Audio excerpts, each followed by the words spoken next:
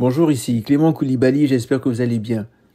Nous voici à notre 12e message de notre série sur l'humilité.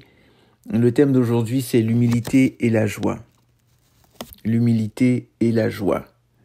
Pour que je ne sois pas enflé d'orgueil à cause de l'excellence de ces révélations, il m'a été mis une écharpe dans la chair, un ange de Satan pour me souffleter, afin que je ne m'enorgueillisse pas. 3 fois, j'ai prié le Seigneur de l'éloigner de moi, et il m'a dit, « Ma grâce te suffit, car ma puissance devient parfaite dans la faiblesse, ou ma puissance s'accomplit dans la faiblesse. » 2 Corinthiens 12, 7 à 10. Paul a reçu de merveilleuses révélations, elles risquent de lui être un piège en l'enorgueillissant. C'est pourquoi le Seigneur lui envoie une écharpe dans la chair pour le garder dans l'humilité. Le premier désir de Paul fut de voir disparaître l'écharpe, et par 3 fois il supplia le Seigneur de l'en délivrer. La réponse de Dieu dut l'étonner tout d'abord.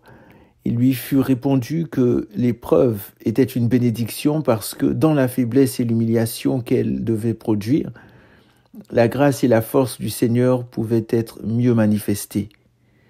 Immédiatement, Paul envisagea son épreuve sous un jour tout nouveau. Au lieu de se borner à la supporter, il se glorifia en elle joyeusement. Au lieu d'en demander la délivrance, il mit sa joie dans les souffrances qu'elle lui apportait.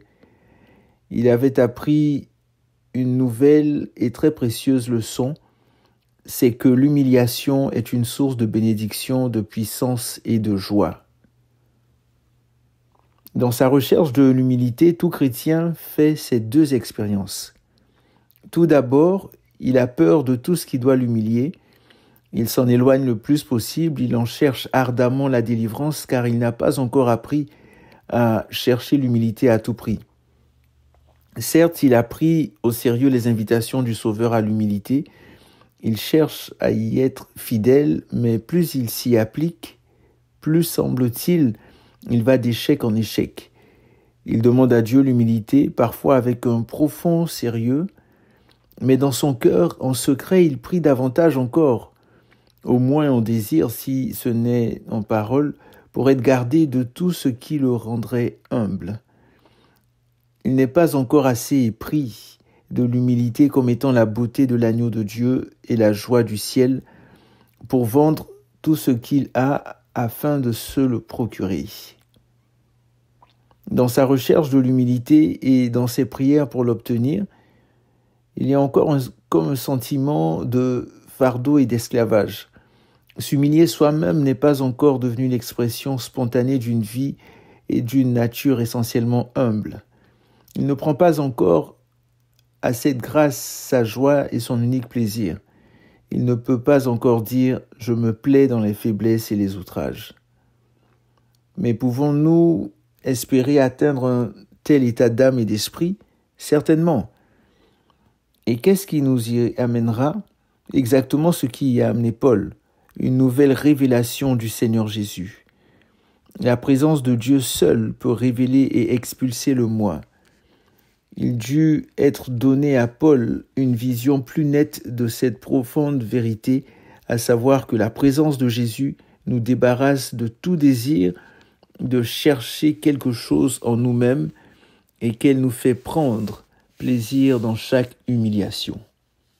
Ce qui nous prépare à une plus complète manifestation de Christ. Dans l'expérience de la présence et de la puissance de Jésus, nos humiliations nous conduisent à envisager l'humilité comme notre plus haute bénédiction. Apprenons donc les leçons que l'histoire de Paul nous enseigne. Il peut arriver que des chrétiens avancés, des docteurs éminents, des hommes ayant fait des célestes expériences, n'aient pas encore pleinement appris la leçon de l'humilité parfaite qui se glorifie joyeusement dans la faiblesse. Paul en était là quand il demandait à Dieu de lui ôter son écharpe. Il courait le danger de s'élever. Il ne savait pas encore suffisamment qu'il n'était rien. Il a dû apprendre à mourir afin que Christ seul vive en lui, et il a aussi appris à trouver son plaisir dans tout ce qui l'humiliait. C'était, semble-t-il, la leçon la plus nécessaire, la plus utile et la plus difficile qu'il eut à apprendre pour ressembler le plus possible à son Sauveur, de telle sorte que Dieu pût être tout dans sa vie. La plus grande leçon qu'un croyant doit apprendre, c'est l'humilité. Que chaque chrétien qui cherche à progresser dans la sainteté veuille bien s'en souvenir. Il peut y avoir une intense consécration au Seigneur, un zèle fervent de célestes expériences et, avec tout cela, une recherche inconsciente du moi. Apprenons donc que nous n'avons jamais plus de sainteté réelle que l'humilité, et souvenons-nous que cette grâce de l'humilité est un don que Dieu accorde au cœur qui la recherche sincèrement. Examinons nos vies à la lumière de cette expérience et voyons si nous nous glorifions joyeusement dans les faiblesses, si nous nous plaisons comme Paul le fit dans les injures, dans les calamités, dans les outrages. Oui, demandons-nous si nous avons appris à considérer une réprimande juste ou injuste, un reproche d'amis ou d'ennemis, une injure ou des peines ou des difficultés dans lesquelles nous sommes amenés par d'autres, comme étant avant tout autant d'occasions de montrer que Jésus est tout pour nous, que notre propre plaisir et notre réputation ne sont rien pour nous et que nous sommes heureux dans les humiliations. C'est vraiment une grande grâce, c'est même la joie la plus profonde du ciel d'être délivré de soi-même, de telle sorte que tout ce qu'on dit de nous ou tout ce qu'on nous fait nous devient indifférent dans la pensée que Jésus est tout et qu'il nous suffit. Confions-nous en celui qui s'est chargé de l'éducation de Paul et qui veut faire aussi la nôtre. Paul avait besoin d'une discipline spéciale et d'une instruction particulière pour apprendre, et cela était plus précieux que les choses même les plus inexprimables qu'il avait entendues dans le ciel à se glorifier dans la faiblesse et l'humiliation. Nous en avons aussi nous-mêmes un si grand besoin. Celui qui a pris soin de Paul prendra aussi soin de nous. L'école dans laquelle Jésus donna ses leçons à Paul est aussi notre école. Jésus veille sur nous avec une vigilance pleine d'amour, de peur que nous nous enorgueillissions. Quand nous succombons à cette tentation, il s'efforce de nous le montrer et de nous en délivrer. À travers les épreuves, les faiblesses et les souffrances, il cherche à nous amener à une connaissance plus grande de nous-mêmes et de lui, à une humiliation plus réelle, jusqu'à ce que nous apprenions que vraiment sa grâce est tout et que nous mettions notre joie précisément dans les choses qui nous jettent dans la poussière. Sa force devenant parfaite dans notre faiblesse, sa présence prenant la place de notre moi et nous suffisant pleinement, devient le secret d'une humilité qui peut être permanente tout en continuant à croître. On peut même, comme Paul, dans la pleine lumière de ce que Dieu accomplit en nous et par nous, dire toujours « Je n'ai été inférieur en rien aux apôtres par excellence, quoique je ne sois rien ». 2 Corinthiens 12, 11. Ces humiliations l'avaient conduit à une véritable humilité. Aussi acceptait-il joyeusement tout ce qu'il abaissait. Je me glorifierai volontiers dans mes faiblesses afin que la puissance du Christ repose sur moi. C'est pourquoi je me plais dans les faiblesses. L'homme humble a appris le secret de la joie permanente. Plus il sent sa faiblesse, plus il succombe dans le sentiment de son néant, plus ses humiliations grandissent en nombre et en force, plus aussi la puissance et la présence de Christ sont sa part. Et quand il dit « Je ne suis rien », le Seigneur lui apporte une joie toujours plus profonde par ses paroles. « Ma grâce te suffit ». Je sens que je dois, une fois de plus, insister sur les deux grandes leçons que nous avons besoin d'apprendre. Premièrement, le danger de l'orgueil est plus grand et plus proche de nous que nous ne le pensons. Deuxièmement, La grâce de l'humilité est aussi très proche de nous, elle est toujours à notre disposition. Le danger de l'orgueil est plus grand et plus près de nous que nous le pensons, et cela très spécialement au moment de nos plus grandes expériences spirituelles.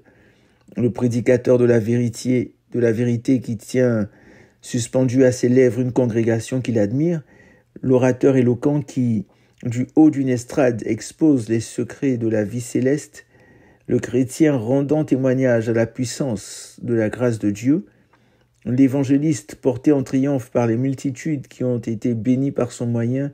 Ah, nous ne savons pas combien est grand, inconscient et caché le danger auquel tous ces hommes sont exposés. Paul courait d'un grand danger sans le savoir. Ce que Jésus fit pour lui nous a été conservé pour notre instruction, afin que nous connaissions à la fois le danger et notre unique sûreté. Si l'on a pu dire d'un prédicateur ou d'un pasteur de la sanctification qu'il était plein de lui-même, ou qu'il ne mettait pas en pratique ce qu'il prêchait, ou que les grâces et les dons qu'il avait reçus ne l'avaient pas rendu plus humble et plus aimable, qu'on ne puisse plus le dire à l'avenir. Jésus, en qui nous mettons notre confiance, peut nous rendre et nous garder humbles. Oui, la grâce de l'humilité est aussi plus grande et plus près de nous que nous le pensons. L'humilité de Jésus est notre salut. Jésus lui-même est notre humilité. Notre humilité est son souci et son œuvre. Sa grâce est pleinement suffisante pour nous rendre vainqueurs dans chaque tentation d'orgueil. Sa force deviendra parfaite dans notre faiblesse.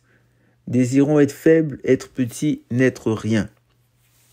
Que l'humilité nous soit une profonde joie. Glorifions-nous volontiers en elle et prenons notre plaisir dans les faiblesses, dans les opprobres, dans tout ce qui peut nous humilier et nous garder petits.